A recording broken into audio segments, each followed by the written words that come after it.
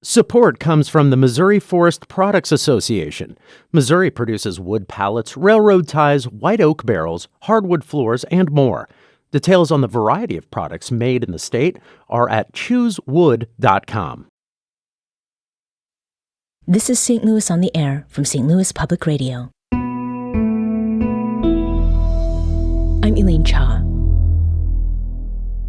In the months before I moved to St. Louis in June 2014, I started acquainting myself with STL so I'd be ready to go upon arrival. And it's probably no surprise that St. Louis Public Radio was my chief source of information about many things STL, its history, culture, and people. Back then, there wasn't a single dedicated place on the STLPR website to find content about all the needs to know for both sides of the Mississippi River. But today, there is such a place, and it's called STL Welcome Kit. Here to provide us with a preview of this digital guide and one-stop shop for newcomers to the region and longtime residents too, we've got St. Louis Public Radio engagement editor Lara Hamdan. Hi, Elaine. And STLPR's interim news director Brian Heffernan. Hey, Elaine. So this work started 1 year ago, and that was when you reached out to transplants, otherwise known as people who live here but aren't from here. I am one of them. And what you wanted to hear from them was what they wished they knew when they first moved to the St. Louis region. So Brian, what were some of the most popular questions you heard from them, and were any of them surprising? Yeah, well, so Lara and I are both from here. So it was really eye-opening to just hear and read all these responses we get from people who did move here. Like, we heard a lot about taxes, like Missouri's personal property tax. Like, that's not something that a lot of states have. How that works, why city residents pay taxes directly to Gregory FX Daily rather than the city revenue department or some tax collector department or something like that. Also, a lot about how St. Louisans speak, how we pronounce things, and the beautiful, unorthodox way that we do.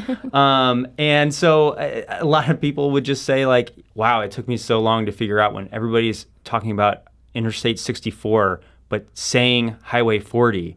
I just wish somebody would have told me that when I got here. It would have been so much less confusing. So that is something, I moved here from LA, and I was putting the in front of the freeways, which I now call highways. Mm-hmm.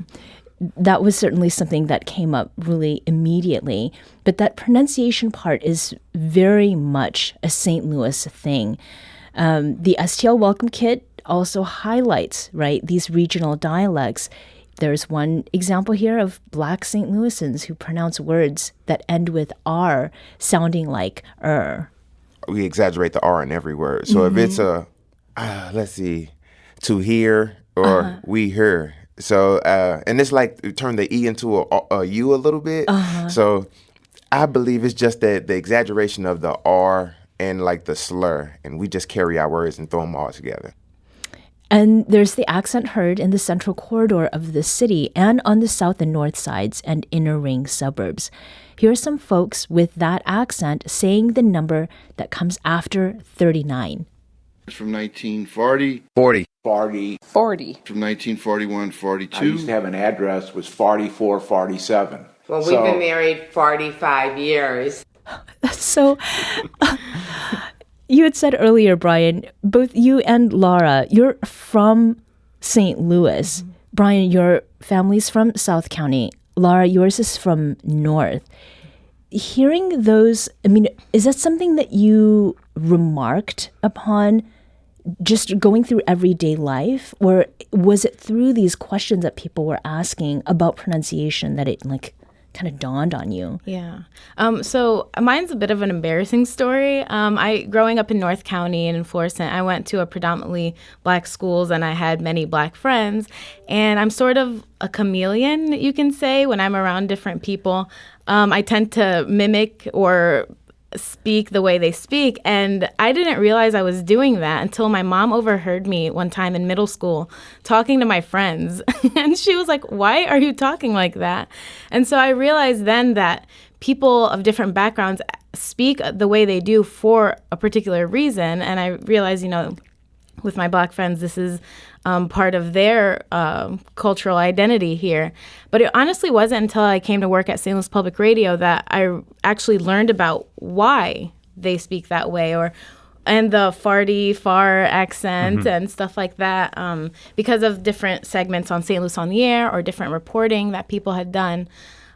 So I'm with this particular guide itself, it's really nice that all of these reportings and different St. Louis on the Air segments are all in one place for people to really get a chance to do a deep dive on the unique sound of St. Louis. So you're talking, Lara, about what you absorbed because of the environment that you're living in. It's very much social, cultural, and any adult moving to a new place knows that it can be difficult to make friends and establish a social network. And St. Louis has a bit of a reputation, I guess, for being a particularly hard place to break into. How might this guide help with that, Brian? Well, I mean, we have stuff in there like how to see live music 7 days a week, like just a list of all these places where if you want to dive into the music scene, and St. Louis has a very rich music scene here, where to actually go to do it, what kind of venues to look at. If you want to go to a honky tonk out at Stovall's Grove out in Wildwood, great. If your vibe is like a kind of a small folk kind of intimate set, we've got something for that too. It's really kind of just reflecting all the different things you can do here in St. Louis. And there are also things about immigrants too, right? Yeah, there is a resource guide in there that have different local organizations that are helping immigrants resettle here in the region, as well as a bunch of grocery stores, international grocery stores, because we know that food is the number one way people, or the quickest way people can get a sense of home or reconnect with their sense of home. Also, in general, I feel like by us putting out this guide, it's St. Louis Public Radio saying that, hey, we want to be your friend, and we want to show you the ropes of how to get around here. So, and like Brian mentioned, we'd also love to host meetups as well for new transplants. So we are now 2 weeks away from Halloween, and that is a holiday that St. Louis has a unique twist on. I learned about this kind of through other people before I had a child, but now that I do, there's even more to kind of dive into. Lara, tell me about this unique twist. So a lot of times, little kids, when they go trick-or-treating, they go knock on the door and they are expected to say a joke in order to receive the Halloween treat. And the theory was that kids would perform fewer pranks if they had to come up with a harmless sort of trick-or-treat or joke to get their treats. And again, these are little things that I didn't realize didn't happen in a lot of other places. So I guess that's one. I know it didn't originate here in St. Louis, but it's definitely something that St. Louisans have adopted full force. Is that something that you grew up doing? Oh, Brian? yes. Oh, yeah. Okay. My parents had videos of me reciting I'm putting in air quotes here, jokes, but, knock, knock, light bulb. Like, right. There's no punchline or anything like that. But as a parent now, too, like, I love seeing, like, little kids come up and just struggling. I mean, not to see them struggle, but like to like, come up and like say whatever their joke was, and siblings are stealing them from each other and saying, I was gonna tell that one. The cheat code is always the jokes on backs of Laffy Taffies. Yeah, that's like always the cheat code. That's the like genre of joke I come to expect, or the ones on like popsicle sticks. Yeah. Okay, those are great. Well, these are all things that are very lighthearted, the fun things. And much of the guide does address those kinds of questions. But there's also some not great stuff either, right? The St. Louis region has a complicated and sometimes, problematic history. Does the STL Welcome Kit address this, Brian? Yeah. I mean, one of the cruxes of this project is kind of just to answer, like, why is St. Louis the way it is? Not just like what is St. Louis, what's going on here, but like why is it that way? So, when we talk about the Del Mar Divide and other ways that the region is segregated, I mean, we have stories in here about the racially restrictive housing covenants that really drove why Black people we're only allowed to buy houses in certain areas, why historical wealth has been passed down through households in different ways in St. Louis. It gets to the why of St. Louis as well. So there's a history, but then there's also things that are happening now, right? So Lara, there's a guide that you wrote that is pertinent to an issue that we've been dealing with here in the St. Louis region, right? Yeah, that would be our transportation guide on how to get around St. Louis without a car, which is doable. I know there's still a lot of improvements that need to be made to our public transportation system, but it was worth noting that unfortunately St. Louis does lead in pedestrian deaths, and so that is something for newcomers to be aware of, to be conscious of. And this is also mentioned a little bit more in our newsletter series, where one of the editions is all about transportation. Okay. So this guide is largely for people who are new to the St. Louis region.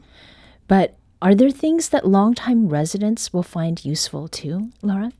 100%. As I was putting this thing together, I realized I didn't know. I mean, I knew most of the stuff, honestly, but there were some things that were a surprise to me. Or just great refreshers or explainers on different things that people may have missed when we first published these kinds of articles the first time around. Elaine, I'm from here, and I have to admit that, Lara and I together wrote the How to Speak STL pronunciation guide in St. Louis.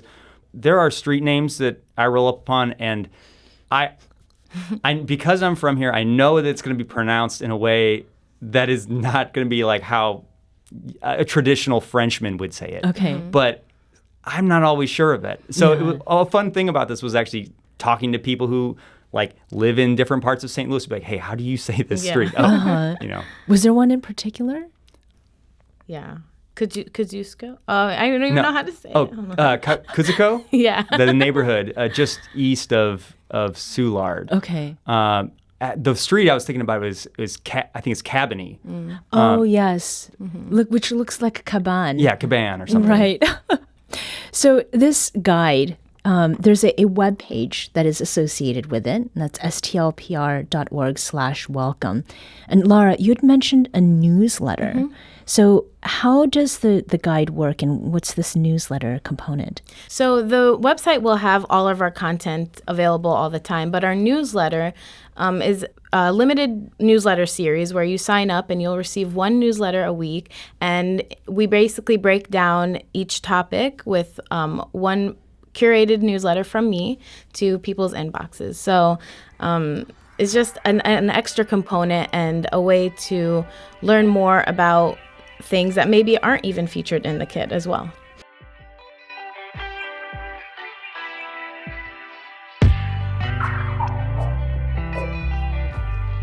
Lara Hamdan is STLPR's engagement editor, and Brian Heffernan is St. Louis Public Radio's interim news director. Brian and Lara, thank you so much for joining us today. Thanks, Elaine. Thank you. This episode was produced by Emily Woodbury. Audio engineering and podcast design by Aaron Dorr. Our executive producer is Alex Hoyer. St. Louis on the Air is a production of St. Louis Public Radio. Understanding starts here.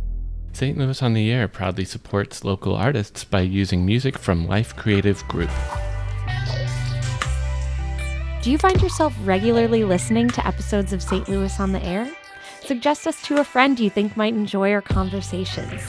And leave us a review and rating on Apple Podcasts on the App Store. It's the simplest way to help people discover our show. Thanks. St. Louis Public Radio is a member-supported service of the University of Missouri St. Louis.